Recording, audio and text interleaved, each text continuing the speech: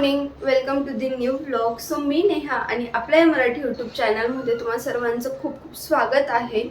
So friends, दिवसाची सुरुवात तर झाली आहे आणि आज वातावरण बऱ्यापैकी पावसाचं आहे. तर मग विचार केला की आज छानपैकी अद्रक टाकून चहा घेऊ आणि दिवसाची सुरुवात करू. त्याचसोबत आज दिवसभरात मी कुठल्या गोष्टी करते किंवा आज थोडंफार मी क्रिएटिव्हिटीचं काम देखील करणार आहे. सो ते सुद्धा मी पुढे व्हिडिओमध्ये तुमच्यासोबत शेअर करणार आहे. सो व्हिडिओ एंडपर्यंत नक्की बघा, व्हिडिओ स्किप नका करू आणि व्हिडिओ आवडल्यास लाईक शेअर कमेंट नक्की करा.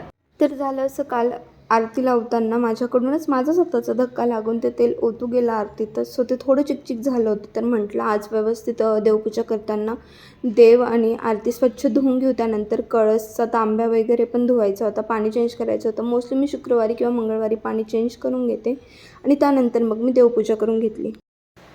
Welcome back. सो मी सकाळीच तुम्हाला ब्लॉगमध्ये शेअर केलं की मी आज तुमच्यासोबत एक ॲक्टिव्हिटी शेअर करणार आहे क्रिएटिव्हिटीची. तर मी काय बनवते किंवा कुठल्या वस्तूंचा यूज करून मी आज जे काही बनवणार आहे ते मी तुमच्यासोबत व्हिडिओमध्ये आता पुढे शेअर करते. सो व्हिडिओ एंडपर्यंत नक्की बघा, व्हिडिओ स्किप नका करू. तर आजच्या व्हिडिओमध्ये मी हँगिंग्स बनवणार आहे आणि ते मी कसे बनवणार आहे हे मी तुमच्यासोबत शेअर करणार आहे. आणि ॲक्च्युली त्याच्यासाठी जे काही साहित्य लागतं ना ते मी ऑलरेडी सोबत घेऊनच बसते, म्हणजे मी ॲक्च्युली आता बनवणारच आहे.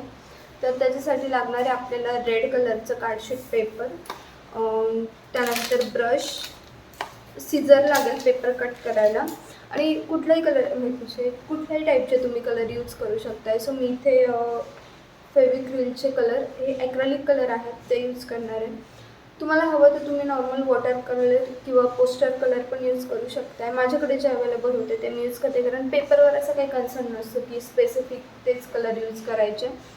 तर ठीक आहे, आपलं जे काही लागणारं साहित्य आहे ते मी माझ्याजवळ घेतलेलं आहे आणि आता मी जे काही आपले हँगिंग्स आहे वॉल हँगिंग ते बनवायला स्टार्ट करते. तर ना फ्रेंड्स, आपल्याला वॉल हँगिंग बनवण्यासाठी जो आपण कार्डशीट घेतलेला आहे त्याची मी आता एक सेम म्हणजे एका सारख्या साईजमध्ये ना ते पेपर कट करून घेते स्क्वेअर शेपमध्ये, कारण आपल्याला स्क्वेअर शेपमध्ये पेपर लागणार आहेत. आणि माझ्याकडे ही पूर्ण अशी मोठी शीट आहे, तर मी आधी स्क्वेअर शेपमध्ये पेपर कट करून घेते. फ्रेंड्स, इथे मी मला जेवढे पेपर लागणार आहे तेवढ्या क्वांटिटीमध्ये स्क्वेअर शेपमध्ये पेपर मी कट करून घेतलेले.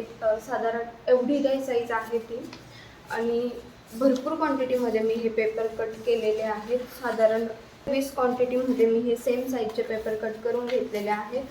आणि हे थोडा वेळ मी ना ॲक्च्युली ते रोल केलेलं होतं ना ते असे उलटे फोल्ड होत आहेत ते. सो मी याच्यावर काहीतरी वेट ठेवते आणि यांना आधी प्लेन करून घेते आणि मग मी याच्यासोबत अजून पुढे काय करते किंवा मी आता याच्यावर काय डेकोरेट करणार आहे हे मी तुमच्यासोबत ब्लॉगमध्ये पुढे शेअर करते. तर ठीक आहे, ह्या साईजमध्ये आपले सर्व जेवढ्या काही क्वांटिटीज मला पेपर लागणार होते तेवढे कट करून झाले आहेत. आणि आता याच्यावर मी व्हाईट कलरने याच्यावर पेंटिंग करणार आहे. सो ते कसं काय आहे ते मी तुम्हाला पुढे दाखवते. तर ठीक आहे फ्रेंड्स, आपले पेपर वगैरे कट करून झाले आहेत आणि आता मी तुम्हाला बॅक कॅमेराने दाखवते की मी याच्यावर कुठल्या पद्धतीने पेंट करणार आहे.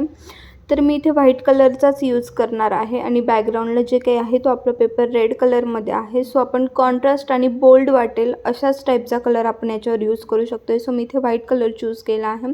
आणि आता याच्यावर आहे ना मी एक मंडल आर्ट टाईप बोलू शकतो आहे आपण, कारण मी ते राऊंड एक सिमेट्रिक पॅटर्नमध्ये ते ड्रॉइंग करणार आहे. सो आपण याला मंडल आर्ट पण बोलू शकतो आहे किंवा एक पॅटर्न आर्ट पण बोलू शकतो आहे की जे आपण याच्यावर पेंट करणार आहे. सो मी त्या पद्धतीने आता व्हाईट कलरने तुम्ही बघू शकतायत की मी एक पॅटर्न आर्ट टाईप मी तिथे आता पेंट करून घेतलेला आहे.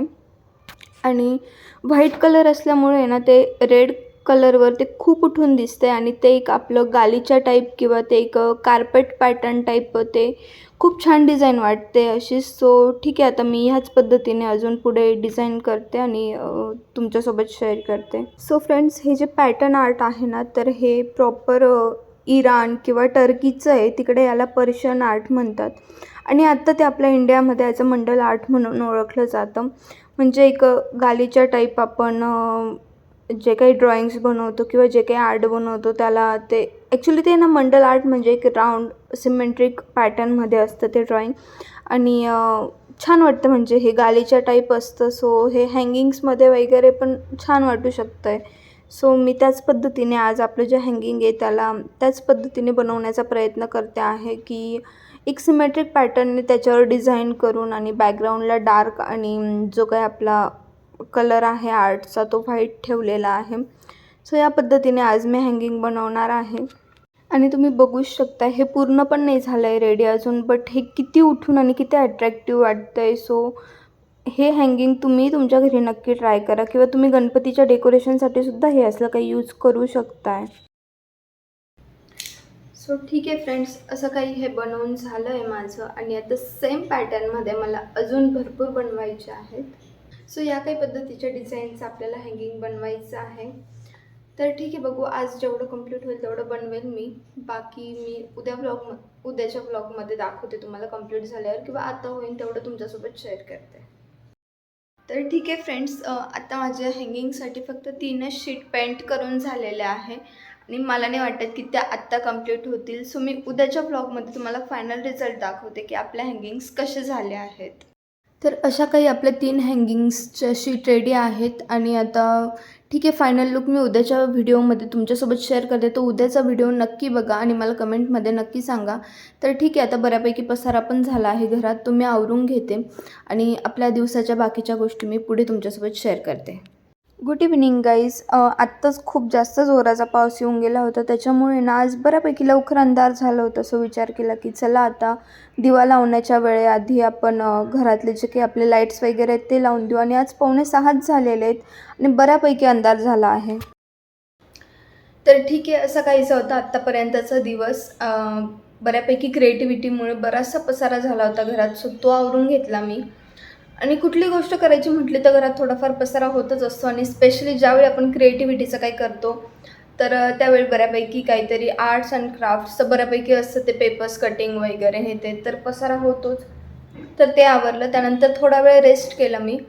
नंतर मी स्वतःचं आवरून घेतलं, थोडी फ्रेश वगैरे झाली आणि पाऊस भरपूर होता. सो अंधारही लवकर झालं आहे आज. सो घरात थोड्या लाईट्स वगैरे लावल्या, थोड्या वेळात दिवा वगैरेही लावते आता. तर ठीक आहे, 7-7:30 झाले होते, तर म्हटलं आधी दिवा वगैरे लावून घेऊ. सो मी इथे छानपैकी देवाला दिवा लावून घेतला आहे.